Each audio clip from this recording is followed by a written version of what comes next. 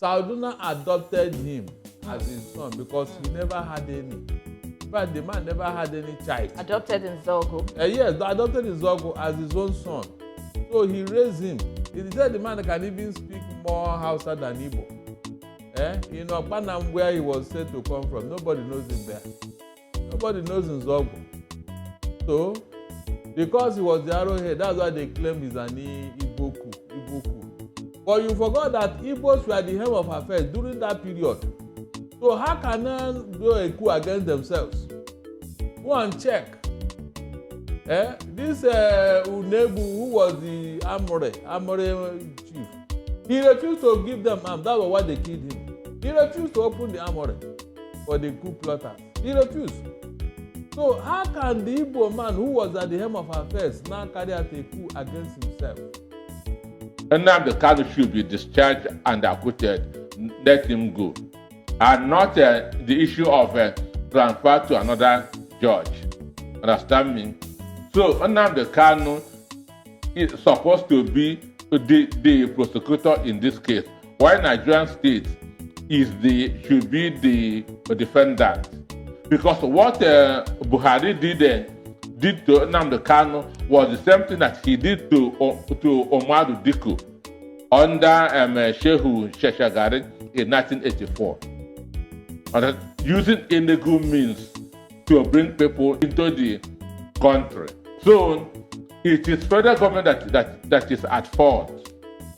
And Nnamdi Kanu was able to point that to them what the Constitution says.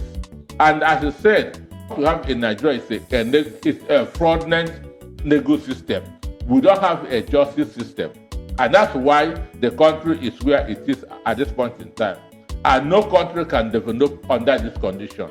Go and read the United Nations charter. It is there. The Nigerian government is a signatory to that charter. Self-determination is our fundamental human right.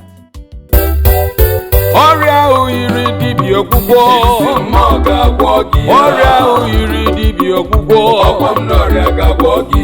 Now wetin be the name of that sickness we don introduce you to plenty doctors still yet no result. Jiximore, e go treat am one hand. Na before dem talk say some sickness na obrina chocha, but now obrina Jiximore, whether na cancer o, fibroid o, stroke o, or you be man, your King James no dey respond well. No worry yourself. Make you use Jiximore natural product because e no dey fear any sickness at all. No let that yeye sickness send you to early grave. My brother, no grief any sickness o. No allow anybody deceive you. If no be Jiximore natural product, no drink am at all. ọrịa oyiri dibịa ọgwụgwọ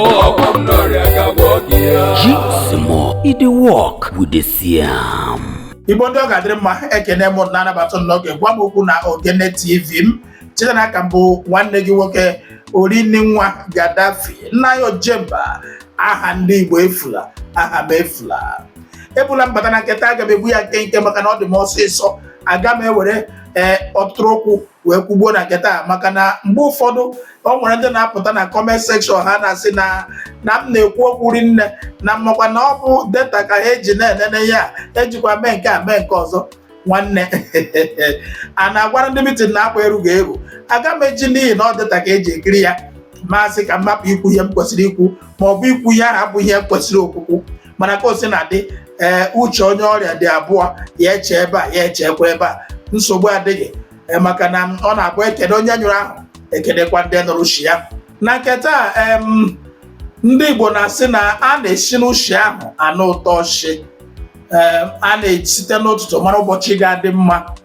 nwa ga-ahụ anwụ ahụ ya a ga-ama nke ga-adị ndụ ahụkwa ndị a ga-ama o nwere ihe m chọrọ imetụ aka ebe a taa ọ dị oke mkpa ya bụ gị bụ nwa afọ Igbo gbaa mbọ ebe ọbụla na ụfọdụ ikiri ọnọkwa taa maka na ihe m chọrọ ikwu ebe a Igbo na-asị ikwu amaghị ibezie ihe a na-ahazi olu abụghị so onye nwụrụ anwụ onye dị ndụ a na-ahazikwa ya olu ihe m ga-ejikwana ka m si ka m kwuo okwu ata ma ọ bụ tinye ọnụ n'okwu a bụ na ọ na-adị mma ịbọ mgbada mgbe e gburu ya ka olu hapụ ịṅụ ya ndị Enugu ji wee na-asị na iwu nta na-aka mma na oje kara na ụna, ya bụ mgbe a na-aga aga ka ama iwu nta tupu mgbe a lọtara alọta ka ọ hapụ ise okwu.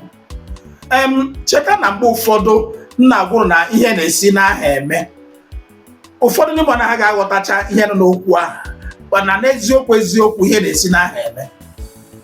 O nwekọ ihe ndị mere na nso nso a ma ewere etuku uche m wee tụlee bịa fụ na ikekwa ihe ndị Igbo na-agabiga taa, ihe na-eme Igbo taa bụ ihe ndị na-aza aha Igbo kpatara anyị, nkụ ahụ ụmụ ndị na-aza aha Igbo kpatara anyị, ya bụ mkpụrụ ọjọọ ndị kpọrọ onwe ha ndị Igbo n'ihi na ha zara aha Igbo kpatara anyị ma ọ bụ kụrụ anyị. Mana abịa n'eziokwu gị bịa nene ndị a, ọ dịka ọ bụ ụbara ndị ugwu ka eji wee mụọ ha. Tata ka m bịazi na-atụle na-asị ka m sikwanụ, maka na m na-echeso ndị a ọ bụkwa ụbara Igbo ka eji wee mụọ ha. Ọ bụ na gị tụlee otu ihe ndị Igbo na-agabiga taa, ofu n'ime ha bụ nke nwanne anyị nwoke bụ Nnamdi Azikiwe mere. Ọ bụ ya bụ ụgwọ anyị na ndị Yoruba taa n'obodo a bụ Naijiria. Mana abịala m ugbu a bịa ghọta na ọbụla dị Azikiwe nụ, ọ bụrụ na ọ ga-egekwa nwene mgbe onye ndu kwuru okwu ma kwuokwa ya na ya amaghị ma ọ na-akpakwa agwa ka Nnamdi. Tata ka m matara na n'eziokwu nwanne ya nwoke bụ Nnamdi Azikiwe bụ onye ugwu, ihe ọ bụbụ onye Igbo n'aha. O yikwara taa o nwere ụdị ihe nwanne ya nwoke bụ Rochas Okorocha ga-eme ugbu a. Otu onye asị na ọ bụ onye Igbo, ọ bụ onye Igbo, mana n'eziokwu kedu ebe o biri ndụ ya, kedu ebe uhu ya na-alakarị, kedu ebe agwa ya na-alakarị. Ma Nnamdi Azikiwe ma Kaduna Nzọgwụ, mmadụ abụọ bụ ala Igbo adị mma taa, mmadụ abụọ bụ ahụhụ Igbo na-ata taa, mmadụ abụọ bụ mkpamkpa na-akpa n'ala Igbo taa. Ụgwọ niile akpọrọ ndị Igbo n'obodo a bụ Naijiria taa bụ ihe mmadụ abụọ butere anyị. Uche obi m ka m na-ekwu. Mana gị tụlee mmadụ abụọ gafụkwa na ọbụladị Chukwuma Kaduna Nzọgwụ na amụrụ ya n'obodo ndị ugwu, ya ṅụọ mmiri ha, rie nri ha, tụọ ebe ahụ, na-asụ asụsụ ha karịa asụsụ Igbo. Ọbụladị ebe o si na Delta amaghị ha ya, mana tata onye ọ na-ahụ ushi ọ ndị Igbo. Nnamdi Azikiwe ọ bụ na imeriime n'ime ụlọ ga-echeta ọbụladị mgbe a lụrụ agha Naijiria na Biafra, aka ya dọrọkwa na ya, uhu ya lakwara ebe ni ọ lụtara ndị Naijiria, maka ebe aha ka obi ya nọ. Asị ebe akụnụba mmadụ nọ, ebe aha ka obi ya nọ. Mana ahụshi niile ọ nyụrụ bụ nke ndị Igbo. O nwere ndị m ga-egosipụtagasị ụlọ ebe a taa ka ụnụ fụrụkwa ma nụrụkwa na ihe ndị a m na-agwa gị ebe a ugbu a bụ eziokwu. Ọ bụrụ ebe emeziri ihe emezi dịka m kwuru na nso nso a, onwe obodo ebe a nọ mụọ nwa ya etolite mee ihe niile o mere ebe a, nọrọ ebe ahụ ghọọ mmadụ, nwa aha bụ citizen by birth, nwa aha bụ onye ebe aha ka ọ bụ. Mana ọ nwere ike zaa aha maka na ọ bụ ebe ndị nna ya ma ọ bụ ndị nna nna ya ha si.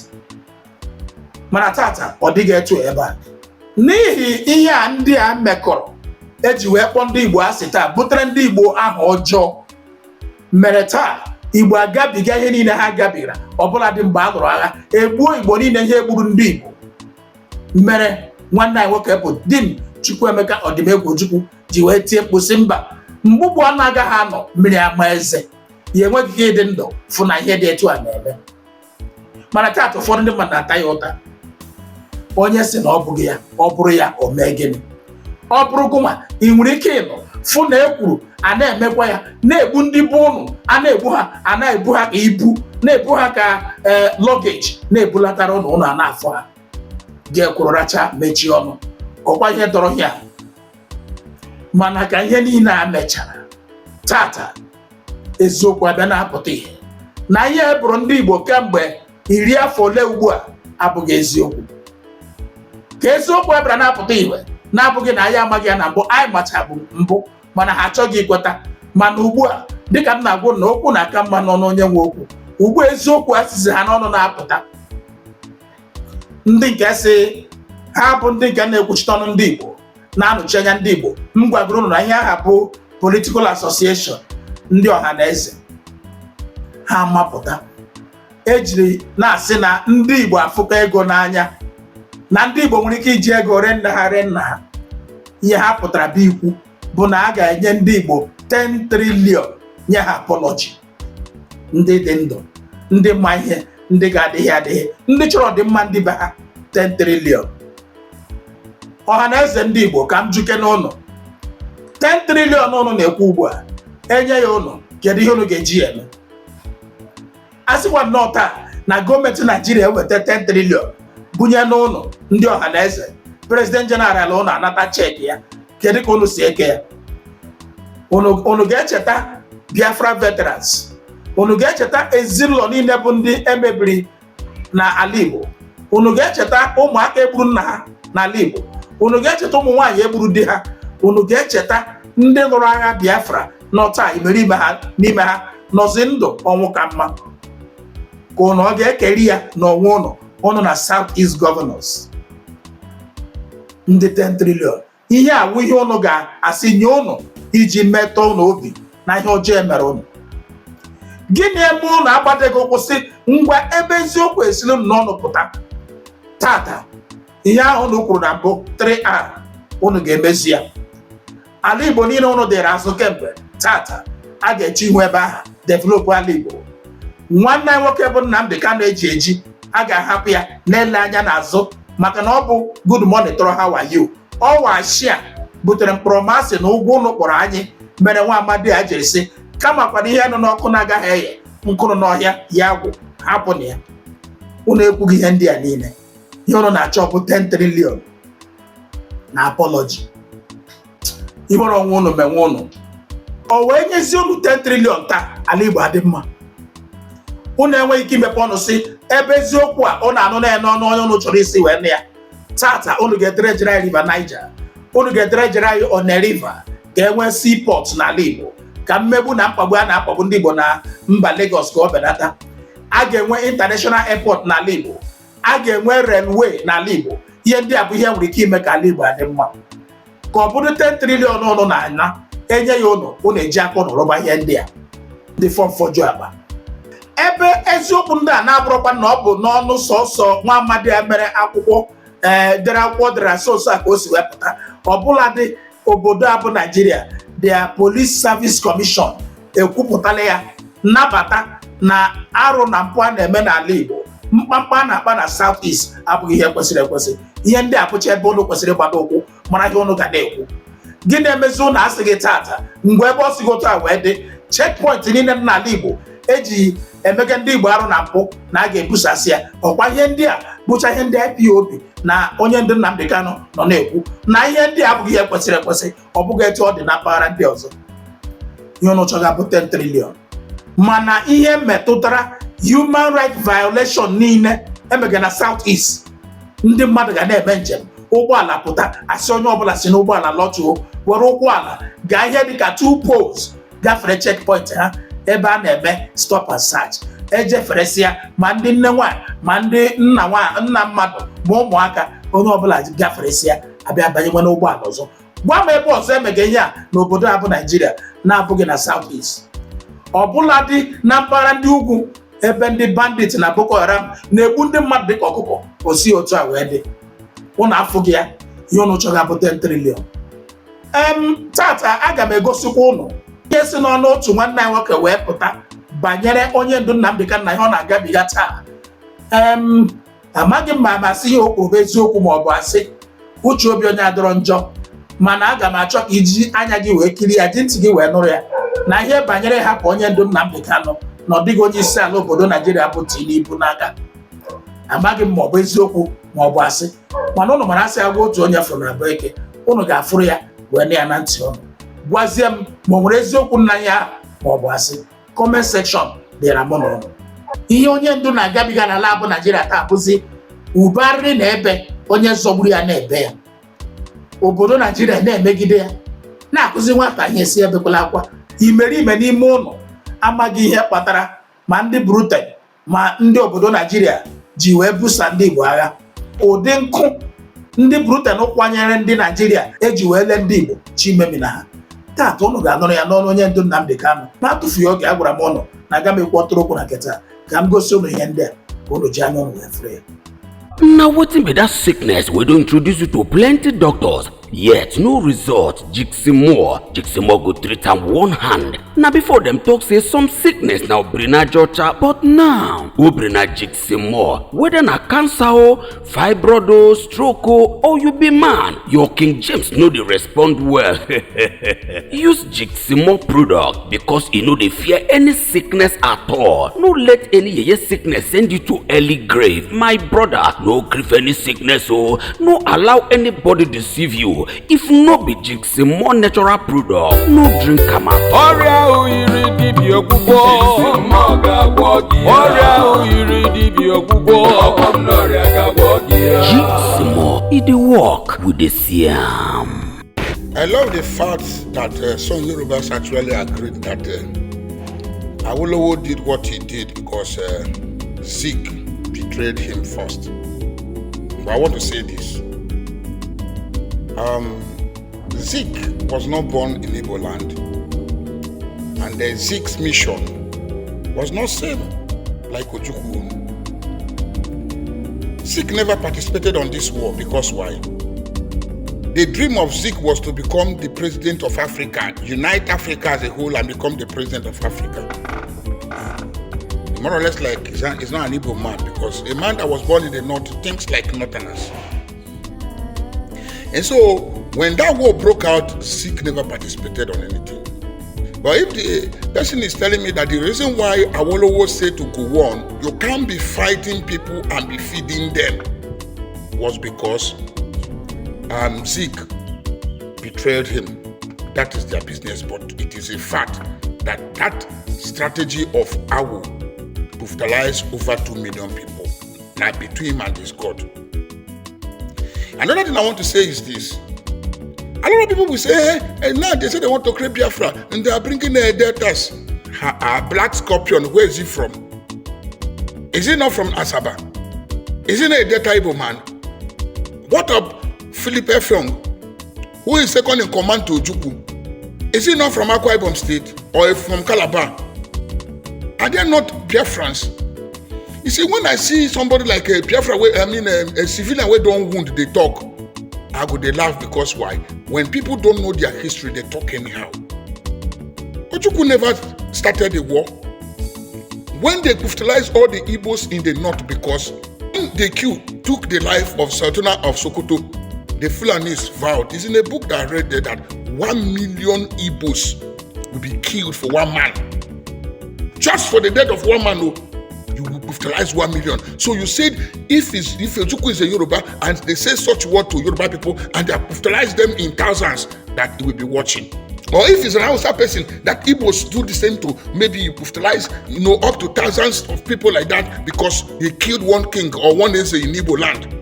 And then you ship them like that to the north, with the northerners keep quiet. So when Ojukwu took it upon himself not to declare that war, it was not because he needed war.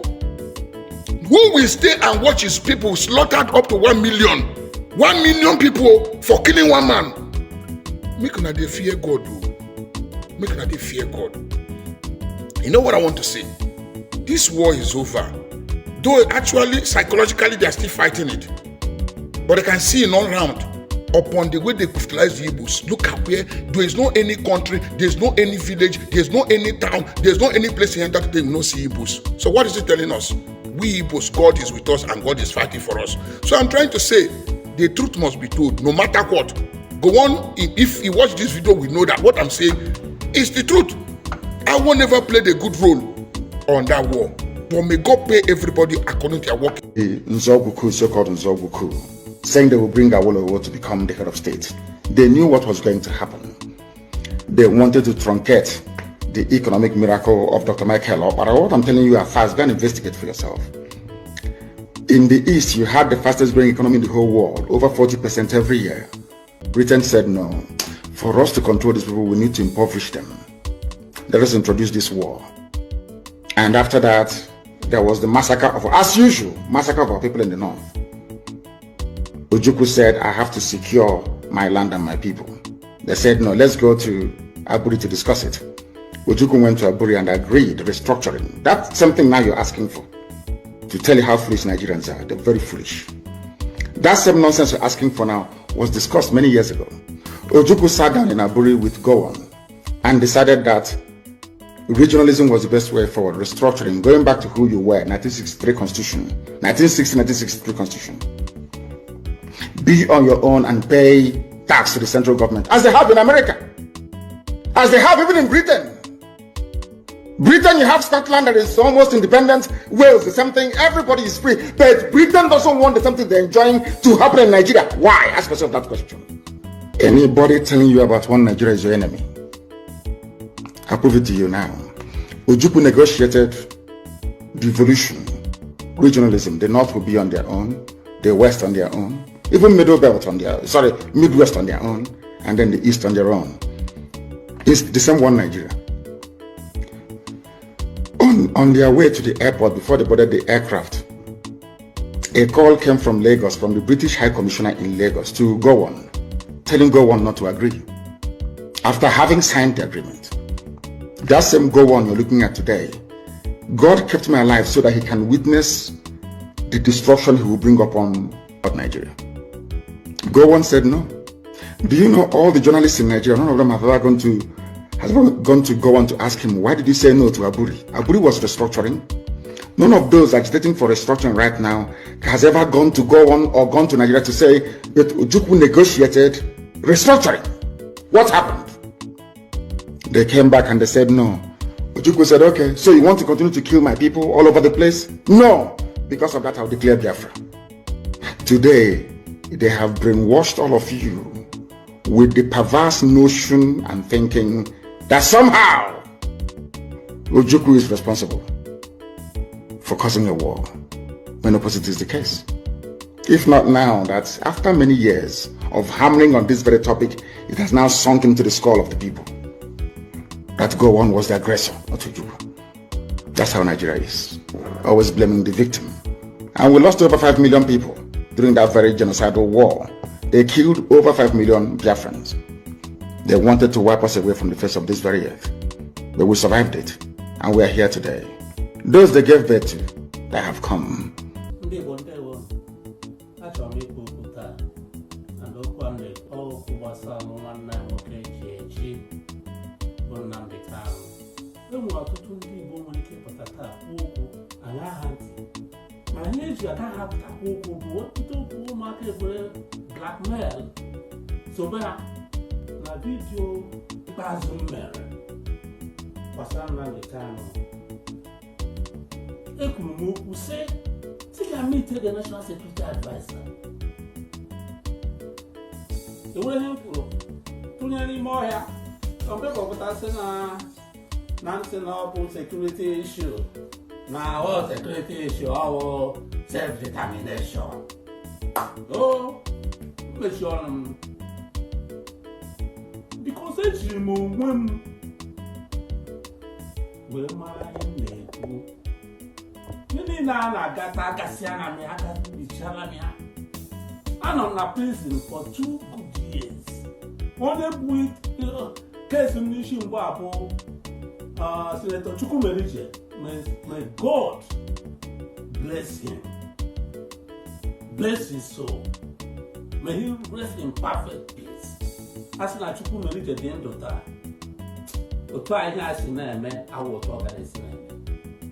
Ewetuo Ojukwu Emeka Ọdụmegwu Ojukwu, onye Igbo ọzọ nwa ihe na-eme ndị Igbo na-echi ụra bụ Senator Uche Chukwumerije.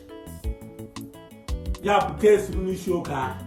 Ọ sị na ya gwara ofu enyi ya nwoke, adị nke enyi ya nwoke a bụ onye Hausa, sị na m nọrọ na prison nne m anwụọ.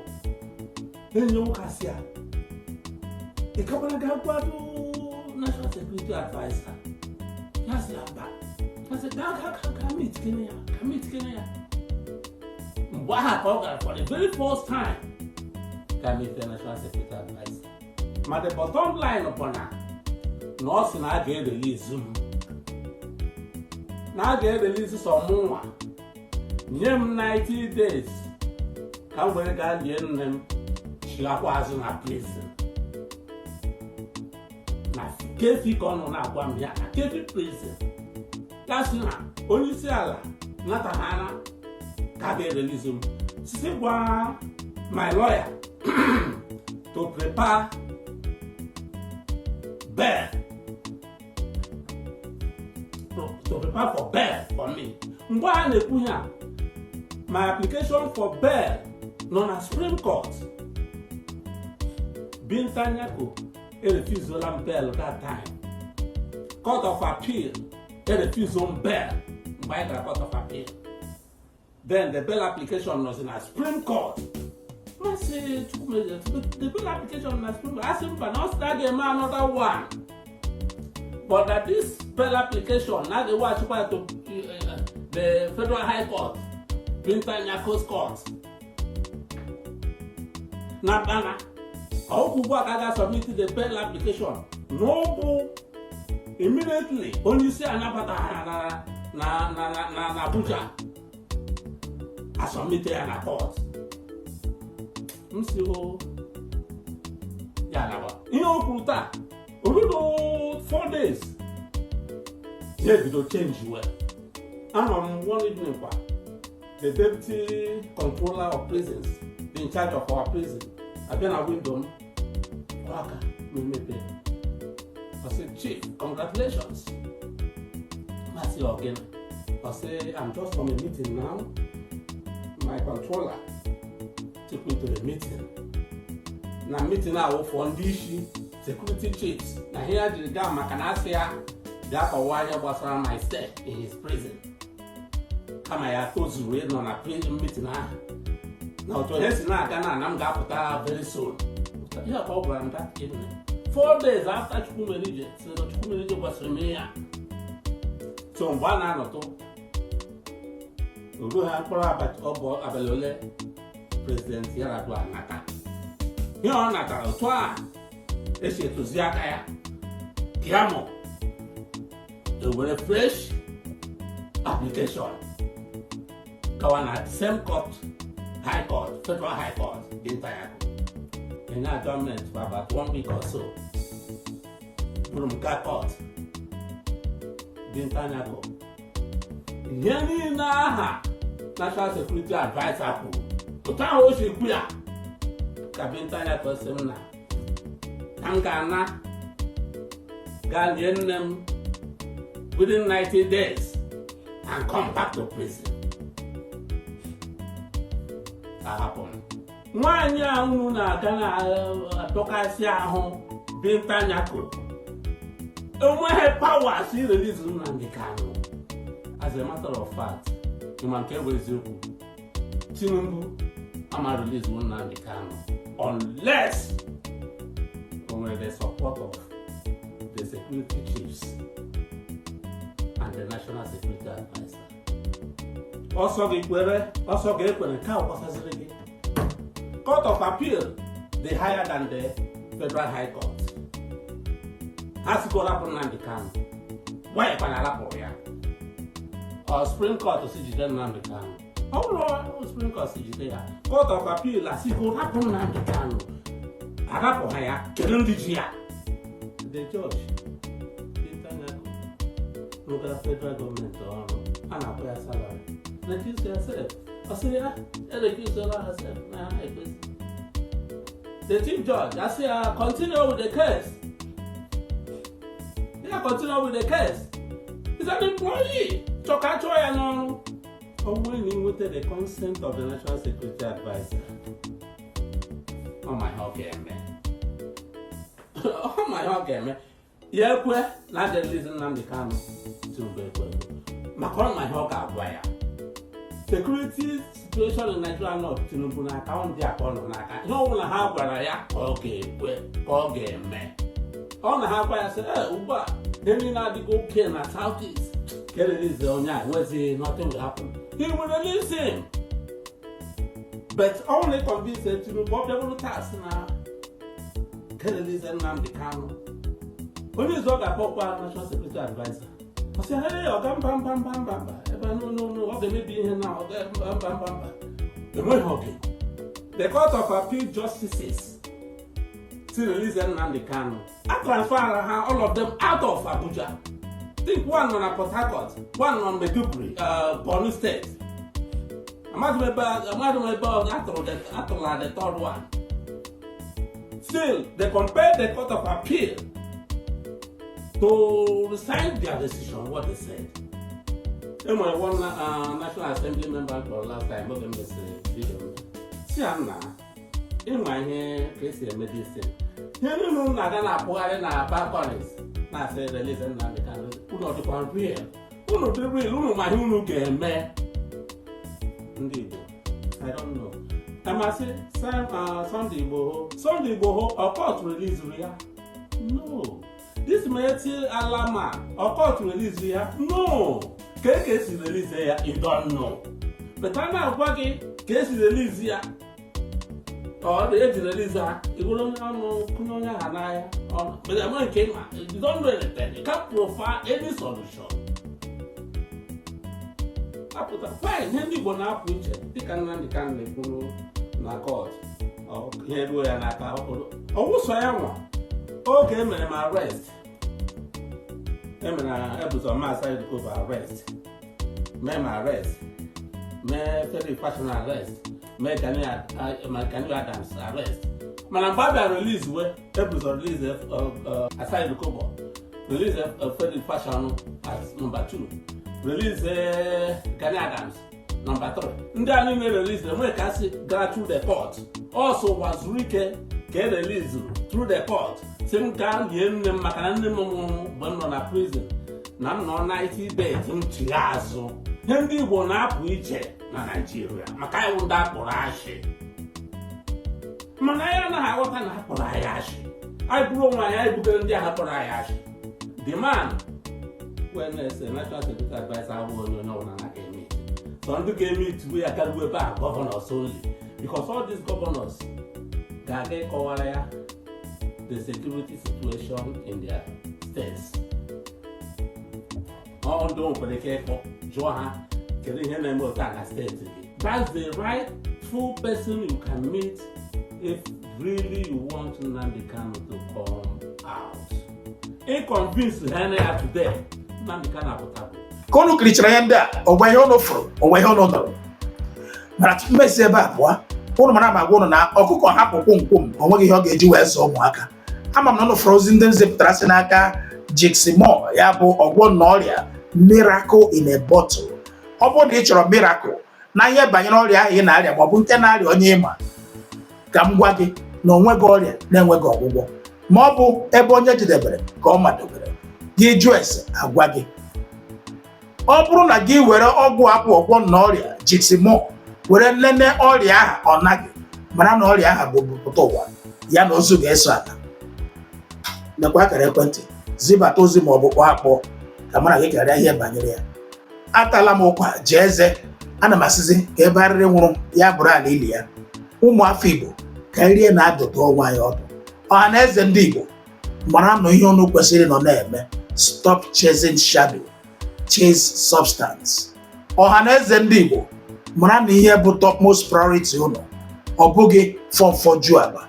Ohaneze ndị Igbo nwee na ihe a na-akpọ table of preference mara na ihe unu kwesịrị ime mgbe e kwesịrị ime ya. Ekwemetụ ọha n'ọrụ ka emesịa.